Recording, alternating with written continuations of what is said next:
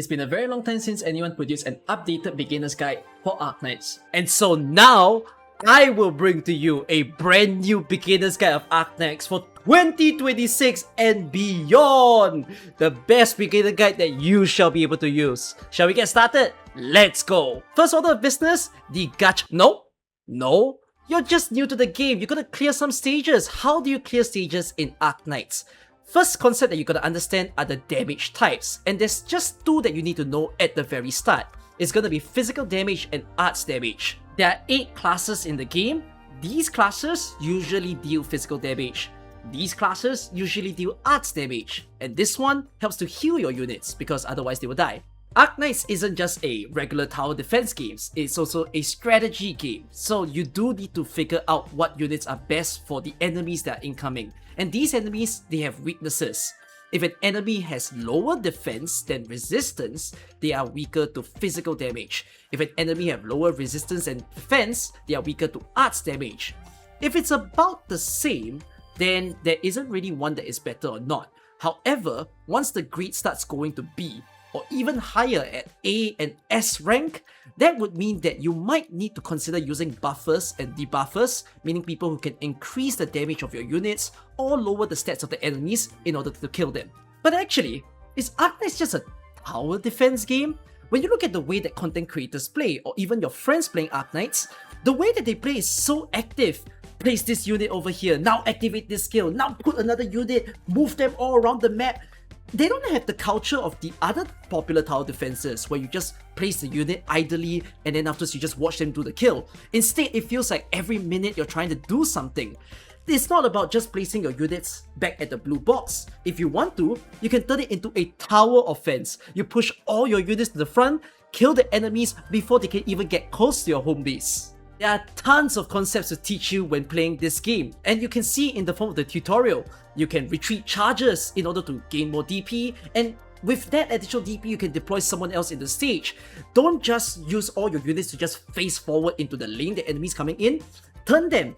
Allow them to hit more enemies at the same time or cover even more range. Or you can do something called split boxing. You might have a very strong enemy about to hit your unit, then boom, you place a higher defense unit in order to hold on to him, sandwich the enemy, and both of them are trying to do the kill. There's so much more concepts to teach about, and even damage types. I didn't cover about true damage and elemental damage, but we'll save that for another video because it's probably gonna be even longer than this current video they're watching because Arknights is just that cool. But well, there's still a problem. The more stages that you clear, you're gonna hit a point where the enemies just feel way too strong for your current squad. So how should you go about clearing the stage? Well, borrow Wang and no. You'll hear a lot of players telling you, borrow the strongest units in the game, with popular names like Tragodia, Wizardel, and Wang. And I'm gonna be the one person probably to tell you the contrary, which is don't do it. And let me explain to you why. Take a look at the stage that you're currently stuck at and look at the top right. There is a level recommendation tag. This is the level's way of saying what the average level of your squad should be. If you are under that, it doesn't mean that you can't clear it, but you will have a harder time. If you match it generally, you'll have a more comfortable time to clear. If you are higher or way higher than that stated level, you're just going to smash the stage. It's going to be so easy. You could have just one unit sitting down there and they solo carry your playtime. Now, I'm not stopping you from doing it. You can do so if you want to. But it's definitely going to make you feel that the game is very easy to breeze through, like there's no difficulty at all.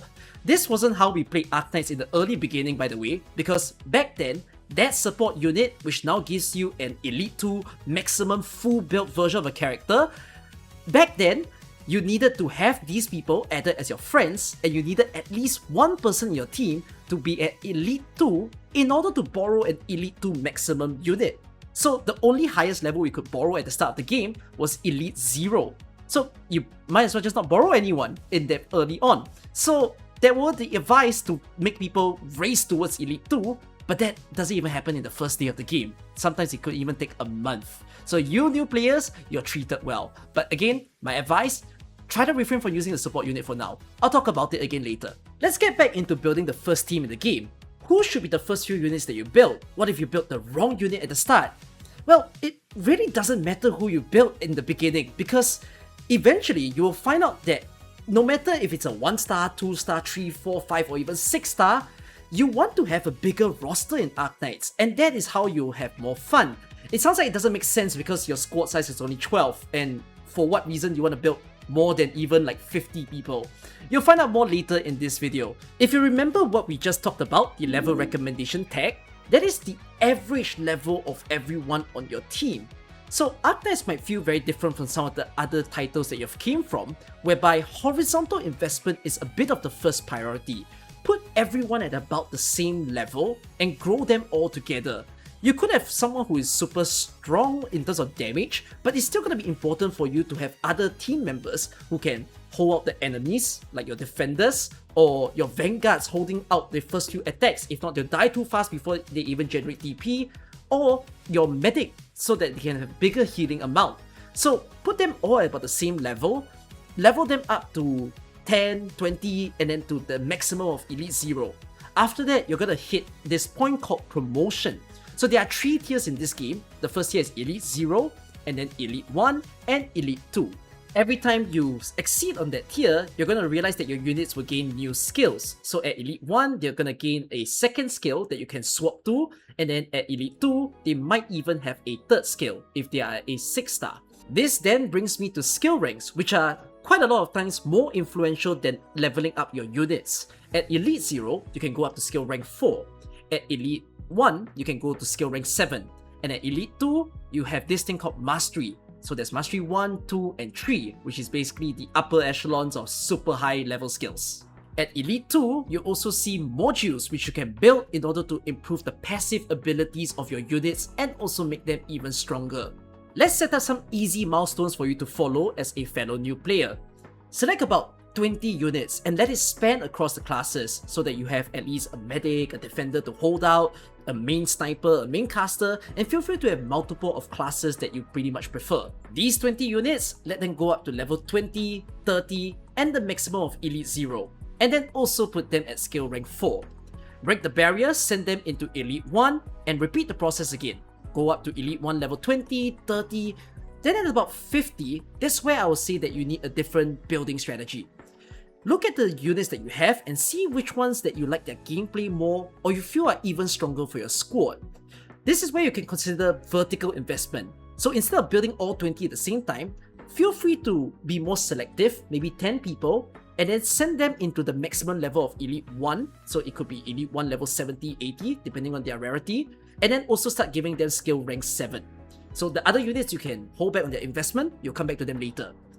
For the units that you feel are really strong to your team, feel free to make them go into Elite 2. And from there, go up into Elite 2 level 10, 20, 30, and this is where I have a critical advice. If you are building your unit to the point of 30, you can just stop there. Do not send your units up to 60, and even worse, to level 80 or 90, the maximum level of Elite 2. The reason that you shouldn't be doing that is that the resources that you take are very heavy. Every 10 levels that you start adding beyond Elite 2 level 30, it might start to feel exponentially higher. The Elite 2 30 to 40, you could be using those resources to build your next Elite 2 from level 1 to level 30. It gets worse once you do 60 to 90. In that range, you could be using those resources to build an entirely new unit you got up to Elite 2. And the amount of stats gains that you get from leveling up isn't that great to begin with, which is the reason why you will see a lot of people not have fully maxed out units. If people were to do that, it's a luxury and you do it only simply because you really love that unit or you want them at their strongest peakest form, although you trade off by not building into someone else. Now returning to building up your team, you can go back into the idea of horizontal investment. The smaller selection of units that you prefer to build, you put them into Elite 2 and then keep them at Elite 2 level 30. Focus on their masteries. Figure out what are their best skills. You can find that out through content creators or helpful websites that you'll hear about later to find out which is their best skill, and then go into Mastery 1, 2, and 3, and you'll definitely have the most enjoyable time of using those units. Then slowly, once you feel like it's time to do so, put them to 40, 50, and 60. modules should be the last thing that you think about. They are considered a luxury way of making your unit stronger, but it's not really necessary. They're kind of like a late game, end game thing to think about. And early in the game of Arknights, we've never really had modules for more than 3 years of our gameplay, so it's not very necessary. But once you start reaching the requirements for module, which varies from level 40 to 60 at E2, then you can start thinking, maybe I want to feed this unit, maybe I'll feed that unit. By this point, you have a formidable team that can help you to clear a lot of stages thanks to them being very nicely built. And along the way, you're going to be doing some gacha pools, you'll get a whole lot of 4 stars, 5 stars and 6 stars, which is going to then have the question of, how do I then choose who do I want to build on the team first, right? I only have limited resources, I can't build every single person. As with every game that you may have played before, you'll hear the term meta, which is given to the strongest units of the game. That's why I have the names of Wang, Tragodia, Wizarder just now. And you might even hear a lot of people tell you gotta build Myrtle in this game. But Arknights is really unique of a gacha game, in the sense that you don't need to have all these besties of unit to clear every stage. In fact, if you look at the way that people play and how they upload their clears to YouTube or even how they stream on Twitch, we do it with a variety of strategies because the game allows us to do so. The strongest units of this game are deemed as such because it's way easier to access the highest amount of damage when using their abilities. Whereas for the ones that the community deem as weaker, for one, maybe they don't have as high of a damage, but they could have still really good utility. Or they have the damage, but in order to make that happen, you do need to take more steps in order to fulfill that. If you pair it with the right people, they could just clear out all the stages just as much as the strongest units in the game. To simply put, for you who's newly joining the game, you can just basically use anybody that you want. It's kind of like how you see shooter games or mobile games, where you might hear that certain units aren't really good, but when in the right hands of certain people, they can look really amazing, right? Think of League of Legends. There are units that they think is really strong, but then the units that are weaker, just let a professional player play that unit and all of a sudden, you didn't realize that this unit could be way more amazing than you've initially thought. Exact same thing that happens in Arknights, which is the very reason why you have the whole idea of meta versus waifu, right? If you want the strongest people in this game because you feel that you won't have enough time to really think through the stages and you want it to be easier, go for the strongest units. If you want to feel that challenge of making your favorite unit because of their visuals, how their voices sound, you want them to always be in your squad, do it. Take effort to main units in this game. That is the reason why you have things like niche nights, where there are people who love to play with certain thematic squads. They only use a category of units, a certain rarity, maybe a certain hair color, whatever that you want. The choices of how you play this game are endless. There is a huge advice that I want to put right now in this video that I don't think any other content creator has really said this. If I am the first, I genuinely wish that this is even more proliferated because I think it's one of the best things to tell a fellow newbie. I've also previously said in this video that you shouldn't use support units early in the game because they will be way too strong for you to clear the early stages so that you can get through the basics. But the more stages that you clear, maybe you'll start hitting a real roadblock where you can't build your units anymore, and then you want to clear these stages so that you can get more resources, more rewards, and feel like you are progressing faster in the game. At that point, feel free to use the support units. But the one big thing that I'll tell you to do is don't just borrow the same units that everyone tells you like, oh, just take Wizarder and Wang and you can clear everything in the game. It's like the third time I called their name. When you just start the game and you're playing from chapter 0 to chapter 8, sure, if you borrow those two people, you'll destroy the stages. But here's the fun part. Whoever that you borrow, and especially the 6 stars, you're also going to clear the stages because the level requirements of those chapters are way lower. It's only up to Elite 1. So if you borrow any Elite 2 unit in the game, they're actually going to assist you greatly in defeating those stages. Instead of just being the plain old every same player and just use the same thing that everyone's using, you know that the support unit doesn't only have a few names. In fact, you have the opportunity to use all 400 plus units that Arknights has. And you might have joined the game because you've seen certain character, you've heard certain music, and then you just went, wait, that person looks really nice, I want to know what they can do. Well, you can actually do so. You don't have to pull for the characters. Instead, borrow them from the support unit. You are free to choose what skill you want. You are free to use that module. And then by doing so, you can test them out and see whether you enjoy using them in your gameplay. That way, if you have them in your account, you can use that to decide whether you want to build them. If you still don't have them yet, you can use that to decide whether you want to pull for them when there is a gacha banner that features them. This is one of the main reasons that I find it really strange that existing players of AK, when there is an ongoing banner happening, a lot of them would just go, oh, should I pull for this character? Is this character worth?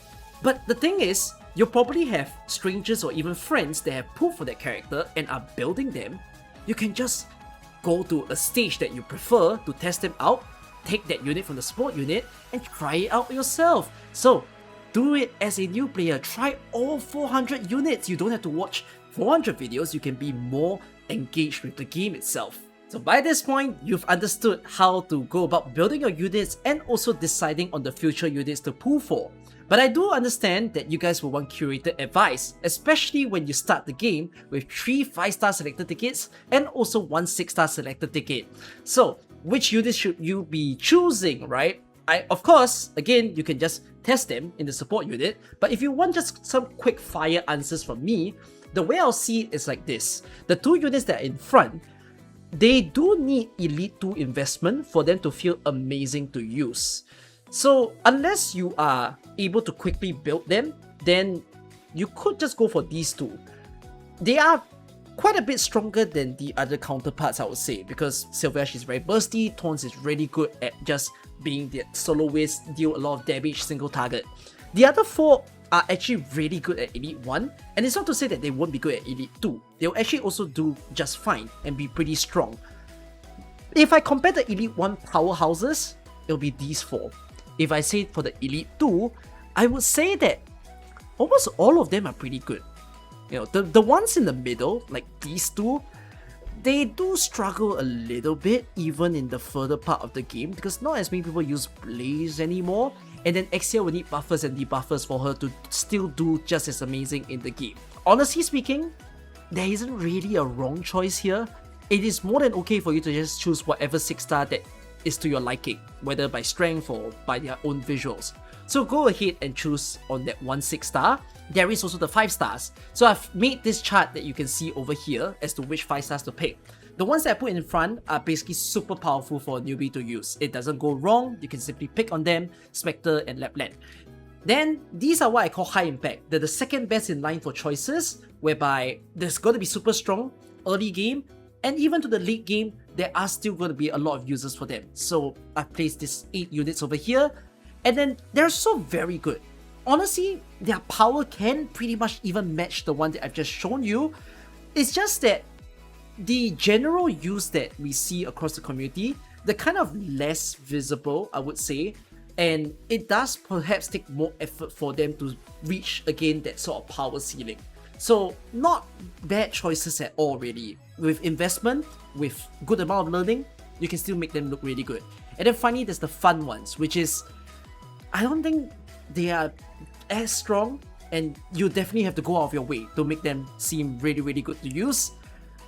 If you are someone who is a little bit more cultured, a little bit more flavored, you don't care, you say, this unit looks good, I want them, nothing wrong with trying to pick them, okay? But I've just made this simple chart for you to go through that 3 5-star selectors that you have. Another thing to take note is that the choice of these 5 stars, I would say, matter a bit more because you can't really get them on the usual way that you do your gacha. So now let's get to the juicy bit. How does the gacha of Arknights actually work? Let's first explain the basics that is applied to all the banners. The chance of getting the rarities are as follows: 2% for a 6-star, 8% for 5, 50% for 4, and 40% for a 3-star. This 2% is pretty high. It's even higher than the link game like Arknights Enfield, where it's 0.8%. This simply means that you're gonna get even more luckier good feeling situations, or for instance, getting a 6-star very early and 10 pull, 20 pull, or maybe you get 2 6-stars in the back, maybe even 3, or you get 6 stars back to back, right? You do a 10 pull, next one there's still a 6-star, and then so on and so forth. If you watch my viewer pool videos, whether it's incoming ones or the ones in the past, you'll definitely see all these good things happen. It's really common. If it doesn't happen to you on the first banner, it's going to happen to you on definitely the second or the third banner to come. But do take note, there is no 50-50 sort of guarantee carry over from this system. Most of the banners in AK is 50-50. As you see here, the featured character is at 50%. But the loss of that 50% is not gonna be quite like some of the usual games that we have played before, because it's not a situation where you only have 4 or 5 people that you keep getting and then receiving potentials and copy for. Instead, however, look at the roster that is over here. These are all the 6 stars that you can get if you lose on your 50-50, which is a lot of people. So you as a new player, you're gonna get situations where you're surprised because you might have not gotten the character on the banner, but then you see someone else new that you don't know, and then you'll just go like, oh wait, who's this? Is this a good person? Should I be building this person? So all that pleasantness is going to be an enjoyment for you guys for trying out Arknights. There is a pretty important thing that you want to hear, which is, are potentials important to this game? You know, do you need to actually get it so that you can get all these improvements in stats, improvement in talents that you see over here? The answer is, you do not have to sweat potentials. They do have some nice little decent buffs, and sometimes the talent improvements, pretty cool.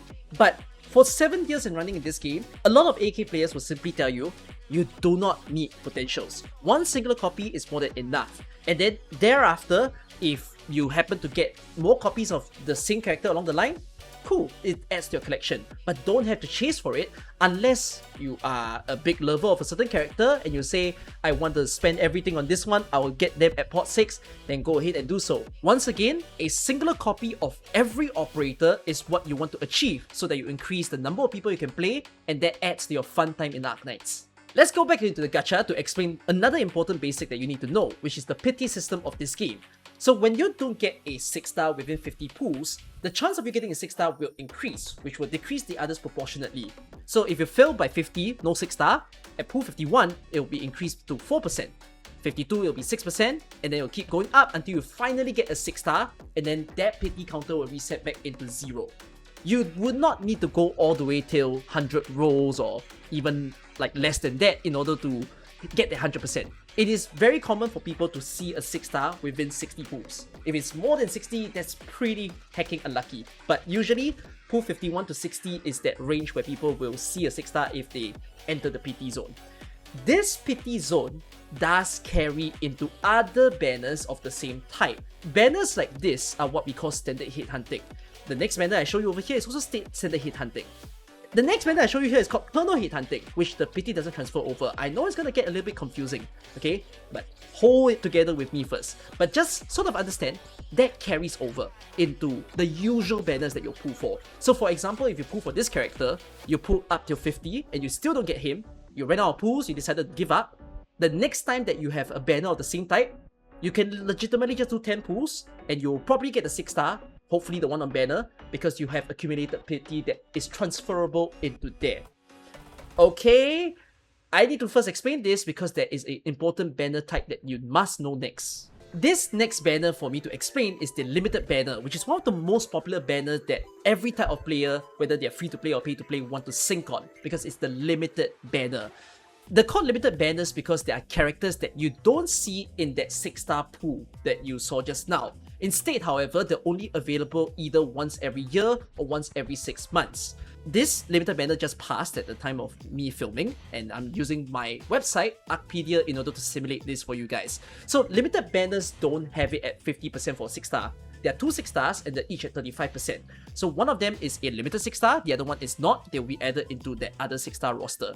The past limited characters of that same type, as I've mentioned, will also be available to rerun, but they will be at a lower percentage. The newer limiteds will have a higher chance than the other 6-star counterparts, while the older ones will have a similar low chance than all the other 6-stars that you could possibly get.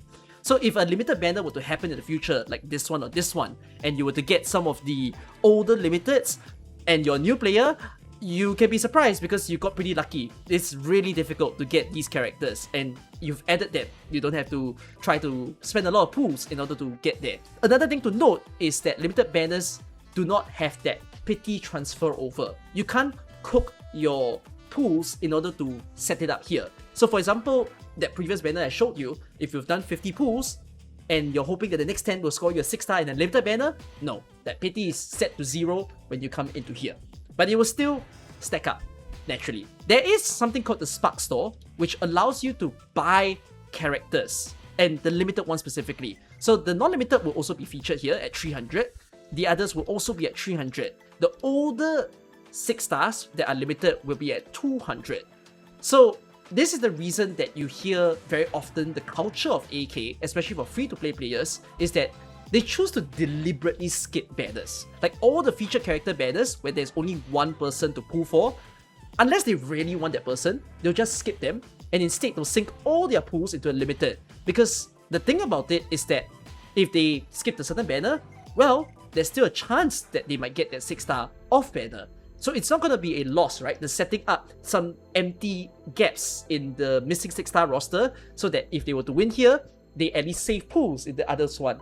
And they ensure that they can secure some of the biggest ones over here. It's not too often that people will lose limited banners, meaning they don't get both characters, but there will be days that you have disasters and maybe you need the 300 pulls. So this is the reason why people save 300 on these banners or even 200 so that they can buy one of the older units for themselves. Okay, you've understood the idea of the limited banner, but there's still so many different banner types to explain in AK. And that's going to take a long time to explain in the video. So there will be a separate video that I'll upload very close to this beginner's guide that explains to you more in depth about the gacha of AK.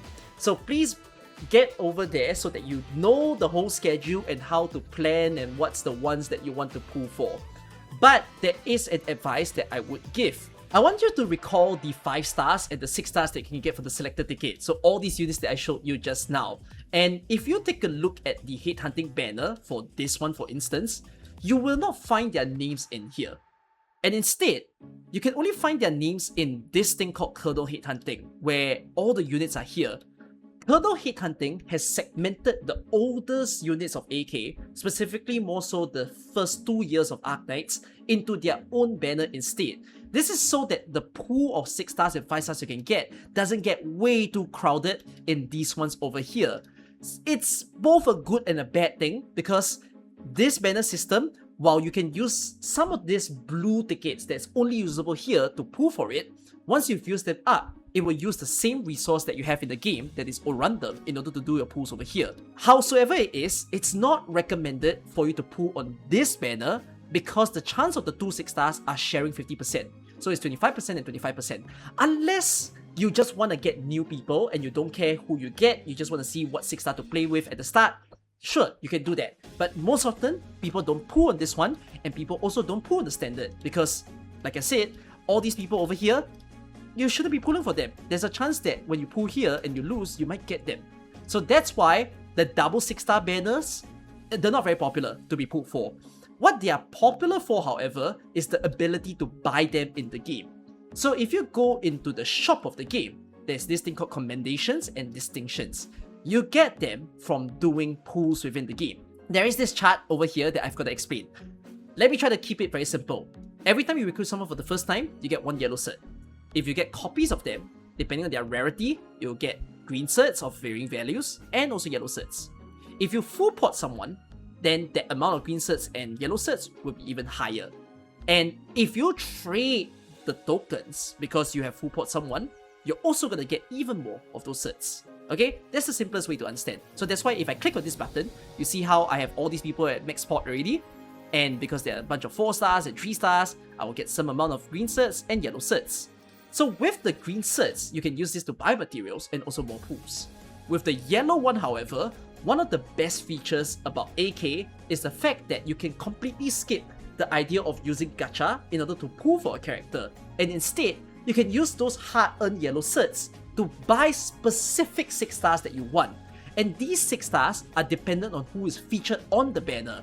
In the Kernel Headhunting just now, it was Ark that was featured when I'm filming this video, and then on the other, it was Fear Meta. So 180 certs for 6 stars and 45 certs for the 5 stars. If you don't care about getting specific 6 stars with the certs, you could actually just buy pools within the game. However, do not buy this on a hasty behavior. Meaning like, don't just buy because you can. Instead, you should only buy this when you have specifically 258 yellow certs. The reason is that when you go through the phases, it gets more discounted. It's not 20 pools meaning you spend 200 yellow certs. It's actually even lower. So don't buy this on the first instance. Instead, only buy at 258. That way you're maximizing the total number of pools, else you're wasting your yellow certs that you are working so hard to get. It's a matter of preference. You can wait for this to rotate the possible buyable units into someone that you potentially want, or if you don't care about the specificity, then buy pools so that it supports more of your future banners. Now this is pretty bad, because if I'm saying you can't sync your pools into here, then how do you get some of the older 6 stars, right? You can't possibly get them on the current banners, and what if some of them are pretty cool, or some of them seems to be pretty strong, especially when, you know, I was recommending some of the 5 stars just now. You can still possibly get them from another solution, which is called Recruitment. Recruitment allows you to get 4 stars, 3 stars, 5 stars, and even 6 stars depending on the tags that you select. So if you were to just go over here and just click on this, you're gonna see all these things. Certain tags will allow you to get higher rarity units. So for example, if you only pick support or if you only pick summon, that will minimally guarantee you a 4 star. So for example, if I will expedite it and I just open it up, there you go. That is a minimum 4 star. There's a chance it could be a 5. But this means that you kind of want to be able to learn what those tags can be. And so let's go back into the Arknights page itself, where there is a calculator. There are also a lot of other sites that have calculators as well. It depends on which site that you want to use, but I have built one over here, and whenever that you get certain tags, you can simply click on it, and if there are pairings that you can find, like for example, hey, these are the 5 tags you have, you got DP, recovery and support, boom! My application is telling you that you have just guaranteed a 5 star if you put these 2 things together, which is going to be good at increasing the roster that you have. Of course, it's still a random chance of who you get, and you can just hope for the best. If you were to get Senior Operator and Top Operator, that will guarantee that certain rarity. Senior Operator guarantees 5 stars, so no 4 stars can ever appear, and Top Operator guarantees 6 stars. Again, depending on the combination that you pair together with, you could get yourself specific 6 stars. So you do want to rely on the recruitment calculator early in the game. Either this or rely on the guarantee cheat sheet. So with the guarantee cheat sheet, what you can do is to simply look at the text that you have, follow the alphabet, and then you go down the line. If you have this pairing, this is going to be a 5 star AoE defense. If you have AoE DPS, then minimally you'll be getting a 4 star. So you can use either one of these tools to help. Once you play the game more and more, you start to get familiar with the text, you start to mentally memorize, then you will not rely on the calculator anymore. But if you are scared that you lose on some really strange tags, which I'm even going to surprise veterans, like for example, supports and supporter. Did you know it gives you Tsukinogi? Did you know that supporter survivor gives you Tsukinogi as well? I'm sure a lot of old-time players are going to be surprised by even me mentioning this. Maybe you want to check in here and there in order to see if there are new tags, because recruitment does get updated and sometimes there are new guarantees that will surface, or even old guarantees no longer working. For your note, the chance of you getting a 5 star is about 1 in 200. There's no guarantee system, just 1 in 200 usually. However, it doesn't mean that it will appear in the form of a senior operator. It tends to appear in the form of some really crafty combos that you didn't see. So it's either you caught that the combo is there, and if you missed it, then too bad, you lost your 5 star and you will have to hope that it appears. That's on average, by the way. It doesn't mean that it will be 200, maybe it will be 400 in your worst case. And for 6 star, meaning the chance of this tag appearing, the statistics average is 1 in 1000. If you tend to get it less than that, good for you. You are an anomaly and you have a good time. The game loves you. If you get more than 1000, it's a bad time, but eventually once you start seeing the tag again, it will suddenly rain down a little bit more often.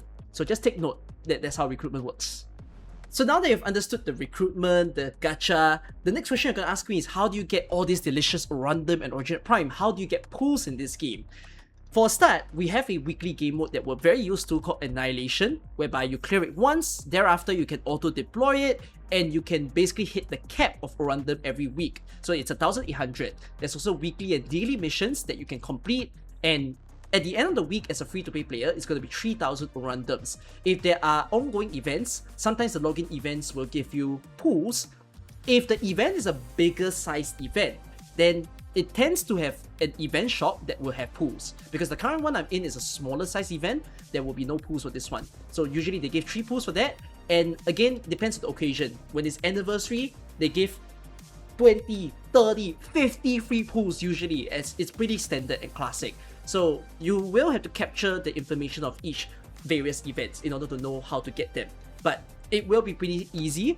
There is a powerful ability for the new players to speed run their pools by a humongous amount. And that is for the fact that you can replay the older events that we have in the game. So of course you can play the main story chapter, understandably so, it's always accessible. But if you take a look at all the other things that are over here, you'll be thinking to yourself, whoa, what is this? I can unlock this, I get in, you see more stages, what's going on?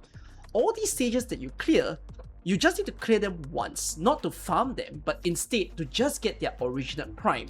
There are a total of 38 events for you to actually clear, and each one will give an average of 30 Originite Prime. Now this gets me to the point as to how to spend your Originite Prime that you have within this game. For you who's collecting them for free, you might be thinking, oh, should I use this Originite Prime to spend for sanity? Unless you're spending in this game, or if you don't really care about it being used for pools, I'm not going to stop you from doing so. I don't see it as a necessary bad thing if you want to speed build your account. But usually, people either use it to sync for pools because it is roughly 33 Originite Prime to do 10 pools. Otherwise, you would be using your Originite Prime for a special purpose later on. But for what it is, again, there's 38 events currently that you can replay. 38 multiplied by 30, it's going to be about... I can't math, we'll do that later. Then, for Annihilation, you can also get yourselves even more pools, because for every new Annihilation that you have cleared, if you click on Collect, and you see these rewards, for the older Annihilations, they also give 1,500. And I believe right now there are about 32, if not 33 Annihilations. So that's another round of multiplication that you have to do. And also, that main story, on average, each chapter gives you another 40 Originite Prime. So let's run the numbers. As of right now, there are 38 replayable events, but there might be more depending on when you join the game. 38 times 30, that's 1,140. Just take note of that number. Then you also have 40 Originite Primes that you can get per chapter currently in the game, and there are 16 chapters. So this multiplied by 16, that's 640. So 640 plus 1140, that's going to be 1,780. I did say that 33 is going to be 10 pools. You have 530 pools. Wait, I'm not done yet. Because Annihilation also gives you more, right? And there are currently 32 Annihilations that you could be doing. And if you take this divided by 6,000, that is another 80 pools. So 530 plus 80, you can actually get 600 pools as a newbie right now. And I'm not counting the fact that the game gives you early newbie pools, or you have more missions to complete than a older player would, and you have a lot of events to clear. Of course, you're not going to be able to get these pools in a singular day. But if you just spread out your use of sanity to clear all the stages, then eventually you are going to clock pools way faster than us, and you'll have a bigger guaranteed safety net of obtaining the characters that you want in the game. It's an amazing day to be an Arknights player. The later that you join, honestly, the sweeter it becomes. However, don't just jump into the other events just to scrap up all of these pools so quickly, because not all the time you would want to be farming on or playing the stages that you haven't cleared before, because you want to be gaining the materials that you can get. If the event is a 2 weeks or 3 weeks long event, it will have stages that you need to play. In the case of this one, it does not. But if I were to go into the final few stages like these 3 over here, usually they have a special material that you need to get, and they have a higher drop rate.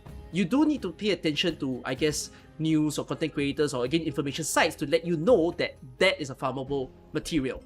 And once you farm that material and also play the event, you're gonna get more event currency, because certain times event currencies can only be earnable by playing the event stage. So we have those times that we basically call like an event period, where you just spend all your sanity to farm so that you can get all the rewards.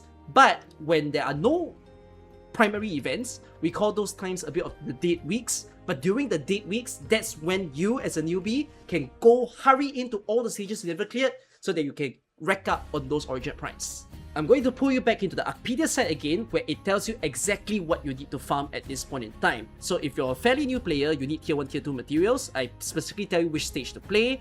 Although don't farm them too much because you don't need too much of them the further you play. It's very easy to get them. The ones that you primarily need to get are the tier 3 materials. The higher the stages are in the order, that's the stage that you prefer to play.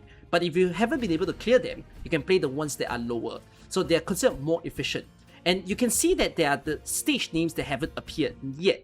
So when those are active, you want to be playing the stages so that you can get your preferred material of choice and also get the event currency.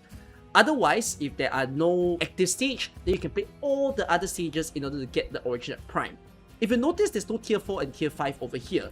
So in order to get the materials to promote your units or to give them masteries, you need to convert these materials you see here into the higher tiers via the workshop of your base, which you will hear about later on. When you've run out of sanity, whether by farming or clearing all your stages, the game time doesn't end there. And even if you're a new player, I would ask of you to explore the game modes that doesn't use your sanity.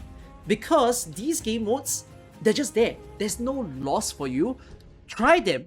Even if you're a new account, you feel like you don't have enough units to play, there is no harm in figuring out some of the things that we love as AK players. So go into integrated strategies, pick on any of the seasons, whether it's the first one or the latest one, go into reclamation algorithm, give it a try. Don't worry if you get stomped. It's all about learning. There is nothing to lose, there's just a lot to gain.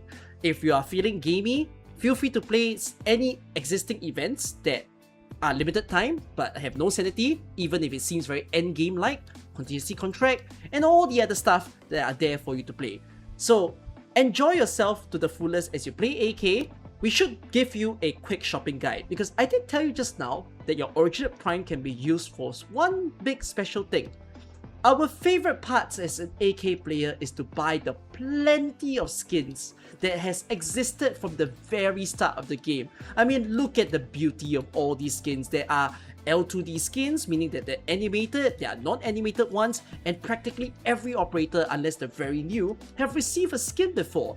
The skins do rerun. They tend to rerun anywhere from once every year to once every 3 months. So don't worry about missing out on them. They will return if you come buy them now. The price of skins vary from 15 OP to 24 OP depending on the type and the quality of the skin. So the idea of how you spend Originite Prime, it depends on your priorities. Do you want to put it more on pools or do you want to put it more on skins? That's for you to decide. When you go to the other stores, I've showed you this just now, but let me go more in detail.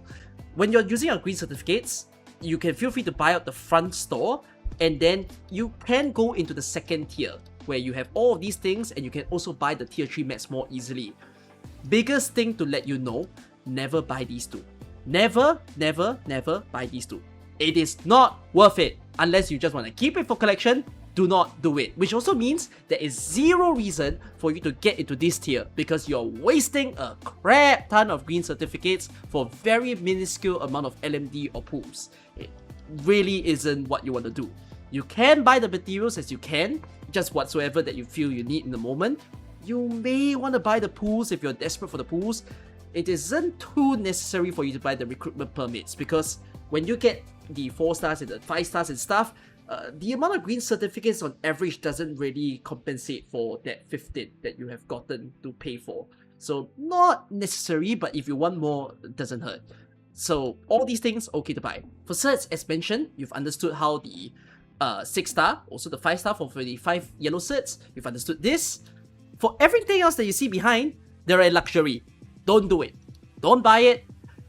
Don't buy it. Unless you insist that you want to get the skins through this method, you insist that you need these materials, these tokens to get potential for your favorite character, I will not stop you. You could buy module data block if you want to speed run on building your modules for units, but also not very necessary.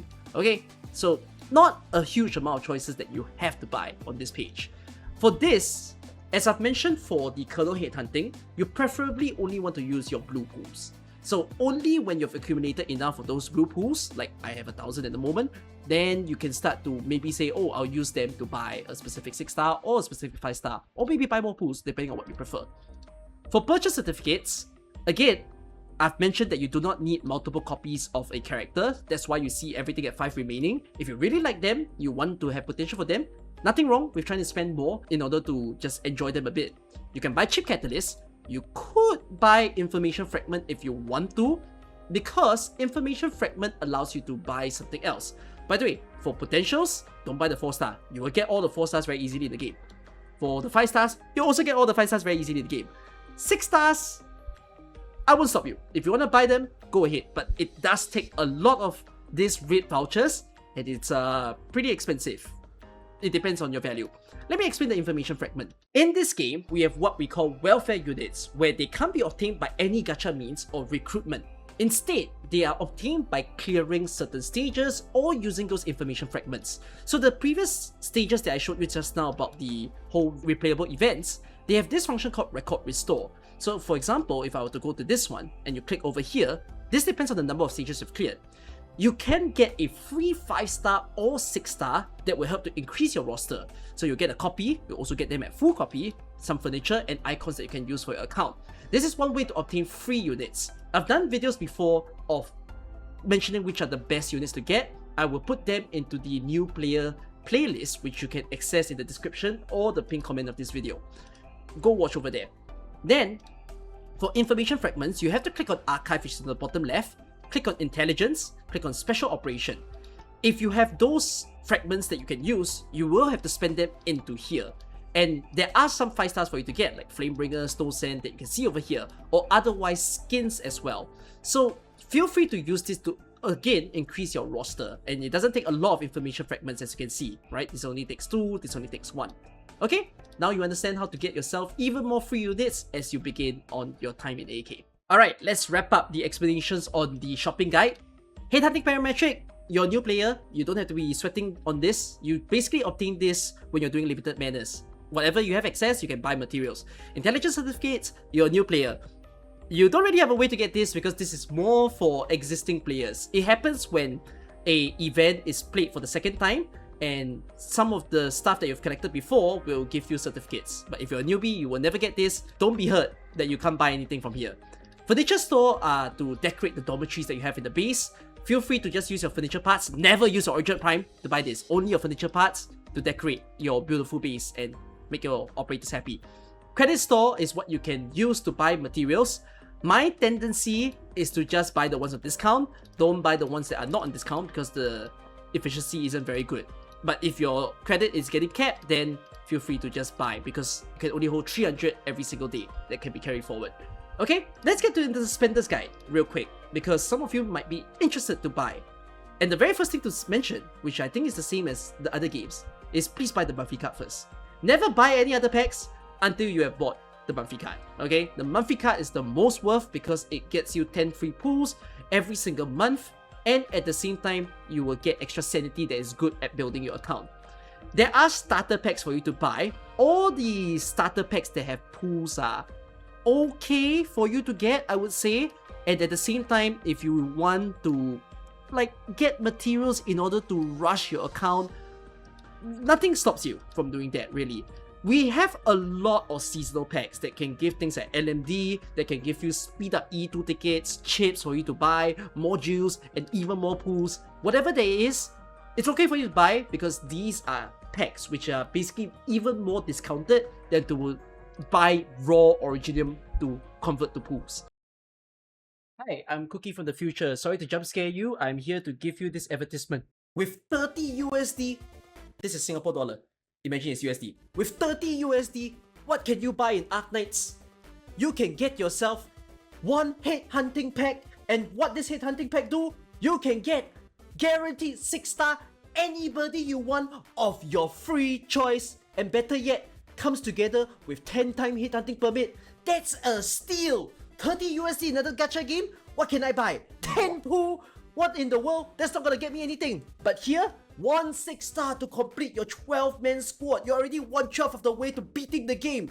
That's crazy! You heard that right? Arknights actually sells selector tickets every 3 months in this game when celebrating their anniversary, half anniversary, and quarter anniversary. And that means you have the ability to not even do any gacha at all. You just get the character straight away. It's pretty insane. Not often this happens in a lot of the bigger gacha titles, but over here, you can do that. So look forward to our big sessions, and maybe you want to hold some money so they can immediately buy those characters that you're expecting. Original should only be considered if you are very desperate, you can't buy any more packs, or if you ran out of them and you want to buy some skins, then you buy these ones. Okay, that's just a simple spending guide for you to follow.